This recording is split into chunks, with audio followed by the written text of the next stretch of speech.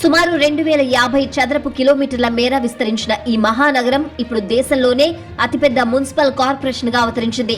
కొత్తగా ఉప్పల్, కుత్బుల్లాపూర్, మల్కాజ్గిరి, శంషాబాద్, గోల్కొండ, రాజేంద్రనగర్ జోన్లు ఏర్పాటు చేశారు.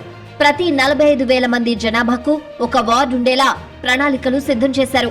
గతంలో ఉన్న శేరిలింగంపల్లి జోన్ మొత్తం మారిపోయింది. కేవలం మియాపూర్, శేరిలింగంపల్లి, పటాన్చెరువు సర్కిళ్లను మాత్రమే చేర్చారు. విలీనమైన అమీన్పూర్, నార్సింగ్లను కూడా చేర్చారు.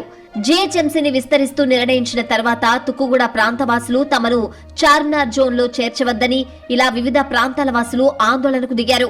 అయితే ఆయా ప్రాంతాల వాసులకు అనువైన ప్రాంతాలను ఎంపిక చేశారు. తుక్కుగూడ వాసులను శంషాబాద్ జోన్ పరిధిలోకి తెచ్చారు. పాత బస్తీకి సంబంధించి ప్రస్తుతం 3 జోన్లు చేశారు. అందులో గోల్కొండ, చార్మినార్, రాజేంద్రనగర్లున్నాయి. ఇందులో పూర్తిగా పాత నగరానికి చెందిన ప్రాంతాలే ఉన్నాయి.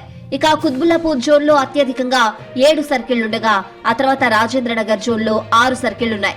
ఇక శేరిలింగంపల్లి, ఖైరతాబాద్, గోల్కొండ, సికింద్రాబాద్, ఉప్పల్, మల్కాజ్గిరి, చార్మినార్ జోన్లలో 5 సర్కిళ్లుండగా కుకట్పల్లి, ఎల్బీ నగర్, శంషాబాద్లలో 4 సర్కిళ్లున్నాయి. వచ్చే ఏడాది జనవరి నుంచి దేశవ్యాప్తంగా జనగణన ప్రక్రియ ప్రారంభం కానుంది.